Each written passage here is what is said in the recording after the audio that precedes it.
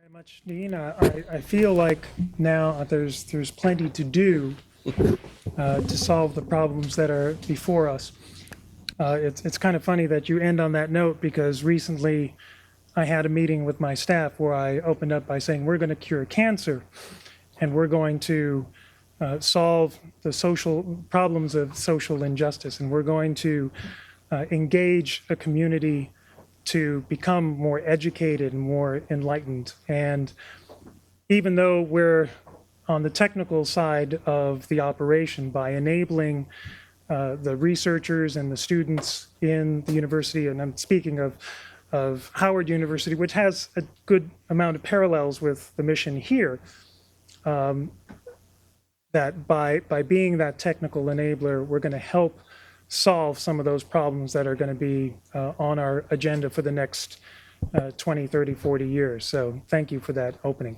Once again, I'm Carlos De La Rosa. As has been repeatedly pointed out in just the 2 days that I've been here, I was the 6th president of the Harvard Extension Student Association. Thank you very much. And I am now the CIO of Howard University, a 2008 graduate of the ALM and IT program.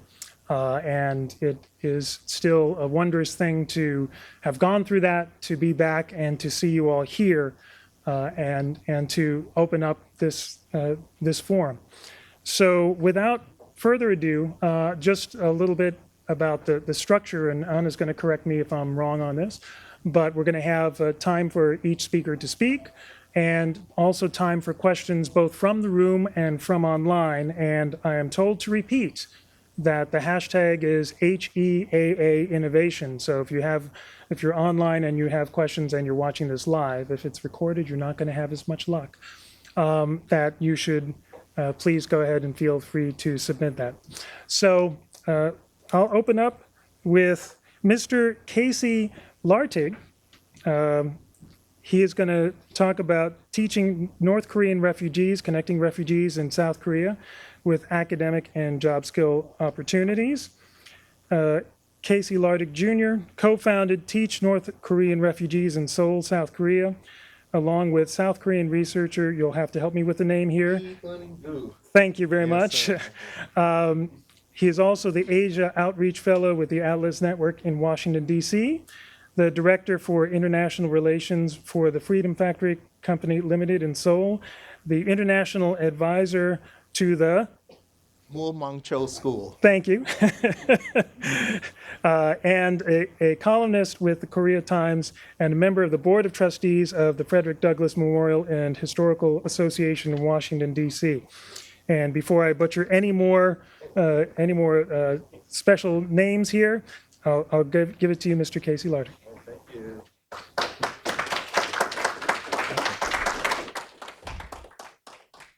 And there's a button I should hit.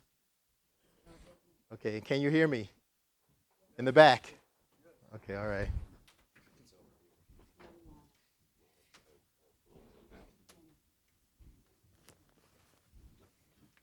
Okay, great. Okay, so my name is Casey Lartigue. I now live in Seoul, South Korea, and I am the co-founder of Teach North Korean Refugees. This is actually my 3rd time to speak at Harvard, but this is a special occasion because it's something I actually created compared to just joining in with some others.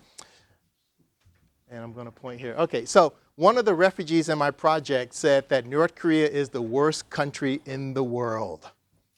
And I said, well, why? Why is it the worst country in the world? And the best argument that I've heard comes from Christopher Hitchens. He says that a place that you can't live, but you can't leave is the definition of hell. And when people try to escape North Korea, some very bad things happen to them. Now, this is a country that's been run by dictators since the 1940s, and they have complete control over the population.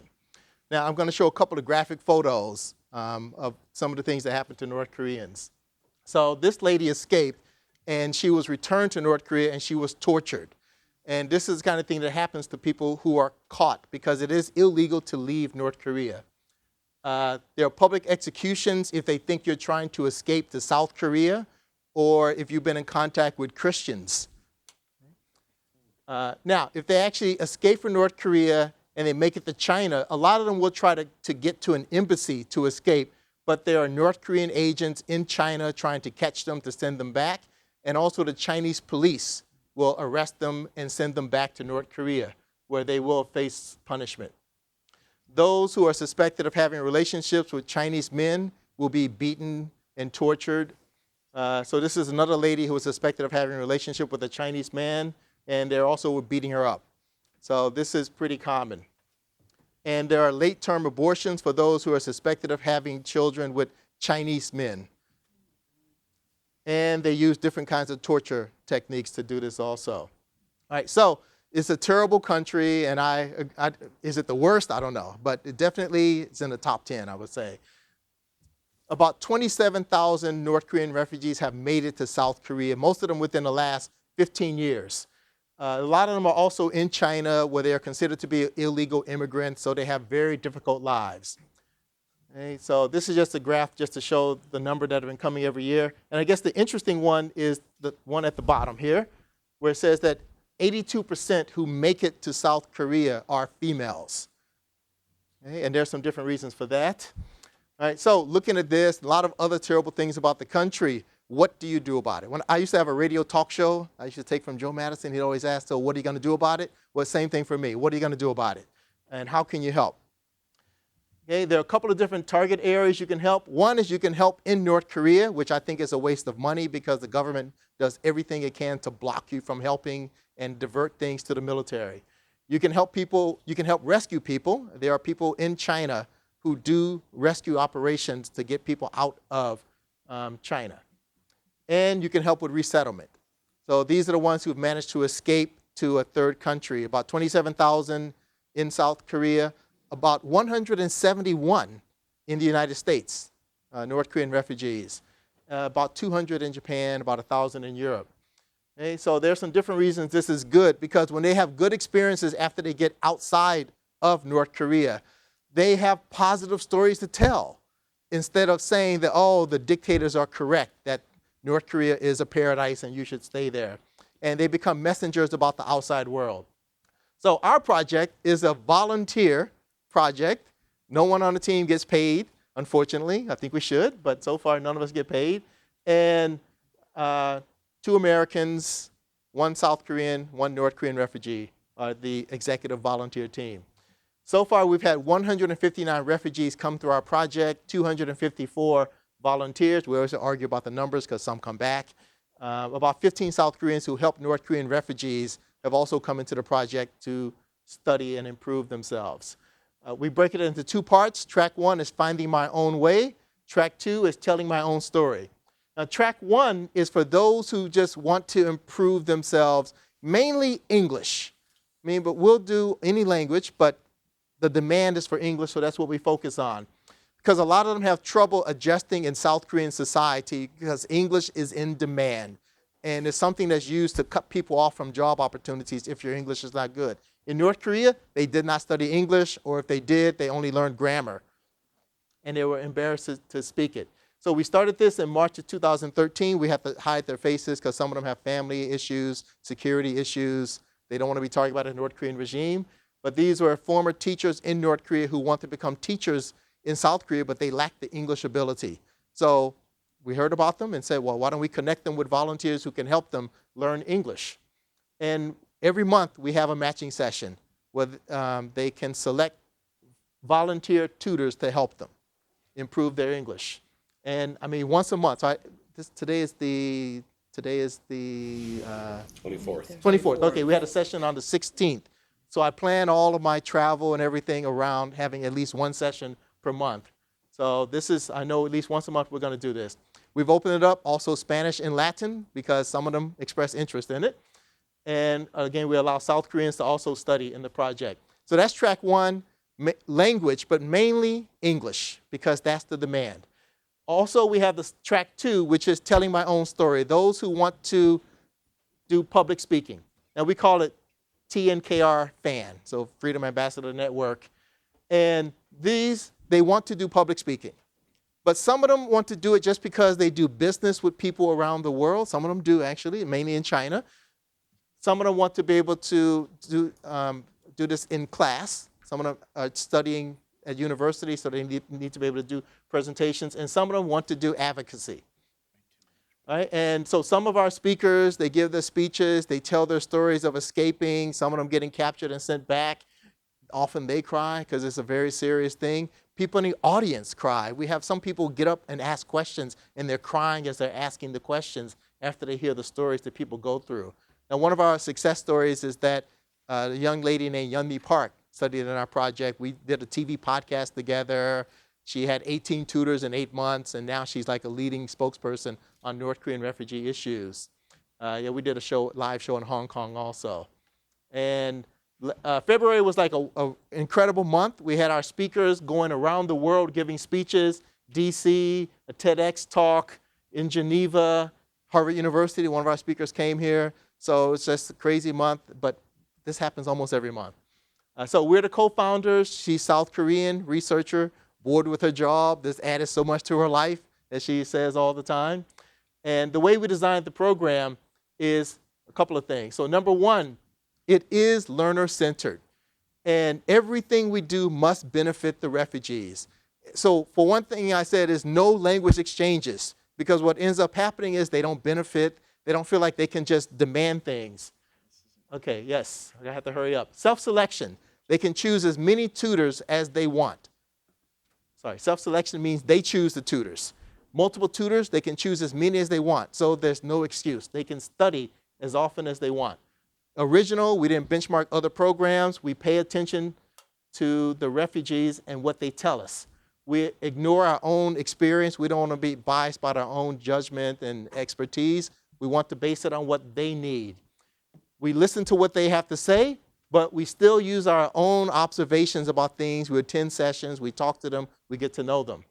I'll skip the process, but we have a monthly session. More than 150 come into the project. About 80% are female. We recruit them any way possible on the spot. People message me all the time. They want to join our project. They want to study because of university classes, for business, get more competitive in the job market. And I'll skip that. Volunteers love to get into our project also. People, we have a waiting list of volunteers as well as refugees. There are reasons that they're interested, but I have about 30 seconds left. And one refugee, she was on our waiting list for 3 months. She said the night before the session, she could not sleep because this was her chance to finally learn English from someone who would focus on her. This lady, we went to India. She gave a speech. Everybody was crying. She did a radio broadcast into North Korea about me and about our project. So you may see the article say the American known in North Korea. There have now been about 4 radio broadcasts into North Korea about me. I'm sure I'm on some target list by now, of the regime. But one young lady said that you can call into North Korea, long story, but it is possible to call into North Korea. She called her sister and she told her, come to South Korea because there's this nice American. You can learn English and you can study all that you want. Okay, so my time is up, 000. Okay, so that's how to contact me, and that's the project that we're working on. What's that? Oh, now? No, Yes, it's okay. time to come up for questions. Oh, okay. All right. I failed to point out that you're a 1989 ALB graduate. Straight out of high school to extension school. All right, and 1991 from the Harvard School of Education as well. So if there are questions, please go ahead. Okay. How did you become motivated to work in South Korea? And your funding is achieved mainly through donations? Yeah, okay. I like the second question even more than the first one. But the first one, so how did I do it? First, I went to Taipei, Taiwan, wanted to see the world after I graduated from Harvard and was working as an English teacher there.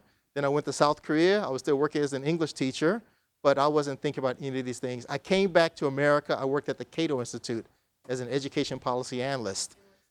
It's one of the think tanks in DC, so a libertarian think tank. And I'm actually, if you look me up, you'll see I helped create the Washington, DC voucher program so that low-income kids could go to private school. So I was one of the main people behind that. And then I went back to South Korea because I was still friendly with one of the think tanks in town there and met some North Korean refugees. But I wasn't thinking that I could do anything.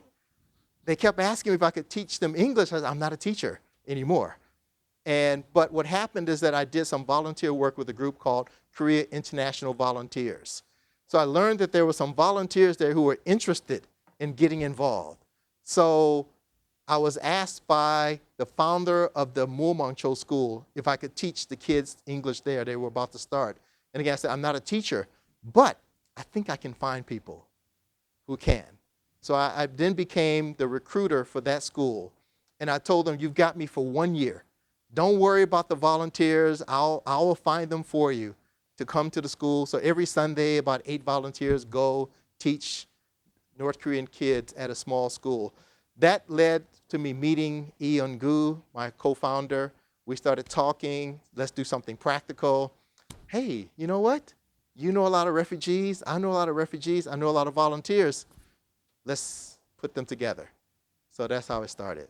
Okay, about funding, yeah. Okay, so there's an organization called the Atlas Network. They are currently doubling our donations that we receive because they like what we're doing, but they don't like to just give money to anybody.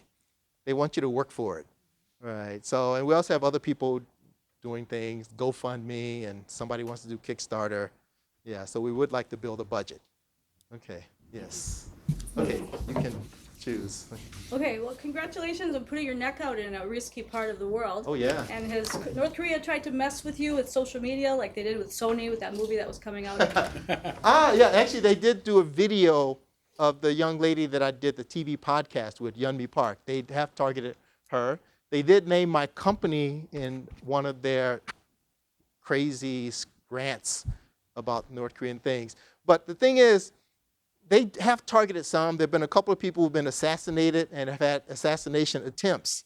But those are people who had like deep inside information about North Korea. If they're going to target me, I'm like way down the list. That they're more likely to target the newspaper man who brings me my newspaper about my column. So I'm not afraid because there's so many people with so much more information that they're more likely to target. So yeah, so yeah, anyway, I'm sure I'm on a target list, but it's not something that worries me.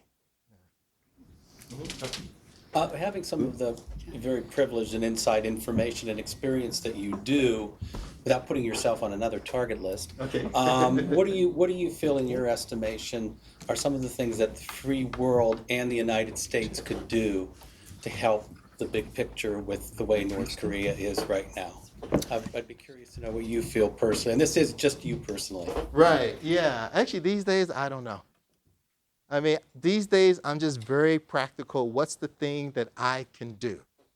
And because I've learned, there's an economist named Thomas Sowell. He says that when you say that a boy can milk a cow, you mean that he can go to a barn with a bucket and he can come back with some milk. But with a lot of experts, when you say that they can talk about crime, you can't send them to Philadelphia and have them come back with less crime. So these days, my point is I want to focus on the thing that I can do. There are some experts out there who I would refer you to instead. One is Andrei Lankov. His name is Lankov. He's a Russian scholar based at Kookmin University in Seoul. He's been writing about North Korea for about 25 years. He was a student in North Korea back in like 1987. So I defer to all of them about the bigger questions. But what I do say to people is look at those 3 target areas that I mentioned. One of them, sending things into North Korea. Second one is helping rescue people. And third is resettlement. And I say I would suggest that you focus on one of those areas as a way that you can make a difference. Of course, I would say, please, I say focus on us. But, there's a great organization called LINK, Liberty in North Korea. They do rescues of people.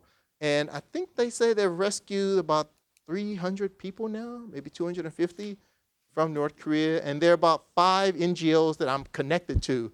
They do rescues in China. Yeah, okay. I'll defer to you about this. First of all, do you speak Korean? And second of all, 아니요, 잘 못해요. 저는 케이시 라티그입니다. And how do you train your volunteers? Okay, all right, great question. All right, so do I speak Korean? Yes. If we go to a restaurant, no problem. No, I can do some things, but I'm not fluent. So, and if there are any Korean speakers in the room, yeah, I'm fluent. Yes. Always have to check. And the second question is, okay. Actually, we don't train the volunteers, but we do two things. And I think is really key about this project. We let the refugees choose as many tutors as they can handle, tutors and coaches. So one of them has 7. We advise the refugees figure out what each tutor can do well and focus on that. Because there's some, they love to teach grammar. I mean, they love it. And there's some who love to teach pronunciation. So focus on that with your tutors. Because some of them, I mean, because the important thing when we first started the program, we called it English matching. And the reason is that we say, let's match your time, your location, and your interest. Because we had one case of a young lady, she wanted to study, they hadn't prepared anything in advance. They met, first meeting, she pulls out Charles Dickens, I want to study this. The teacher's like, I want to do conversation. So we tell them, tell us what your learning goal is. We tell the tutors, let us know what it is that you like to teach. And then the refugees, literally, we have the session, they walk in, and they say, okay, I mean, they all introduce themselves, they've reviewed their resumes in advance, and then they just say, I want him, I want her, I want him. And so that's the way that we have like some quality control because they can compare the tutors, they figure out what skills they can get from each particular tutor. And so far it's worked really well. I've suspended 2 tutors and kicked 1 out of the project. Yeah, well, just incompetence. He clearly was not a teacher. Yeah, so, but I go to sessions, we have them file reports, the teachers file reports, the refugees file reports, we stay in contact with them, find out how things are going. So, but we don't have any particular training because I was like a fun kind of teacher. I was not like a real trained teacher. So, yeah, I'm not the one to do that. So that's the way we do it. We sort them out that natural kind of way. One more? Okay. Follow up to that question and to what you said. You mentioned rescue operations. Yes. Are these illegal? And then the second. Well, according to China, oh yeah, it's illegal in China. Actually, I gave a talk last February to the Frederick Douglass Memorial and Historical Association, and I made the comparisons with American slavery. Just like it was illegal to help slaves, same thing in China. It's illegal to help them, and people have been jailed, people have been beaten for helping refugees. So yes, it is illegal. So the people who do it are like the modern day Underground Railroad. So, I mean, they are, yes, okay. And the second question? And then the second question may be rhetorical. Is it illegal to start rumors that there's oil in North Korea? Okay. Maybe one more question then? Okay. Last 30 seconds, got a quick one? Oh, okay. Oh, there's like a time limit. Okay. All right, Finish? Okay. thank you very much. Okay, thank you. All right. Thank you.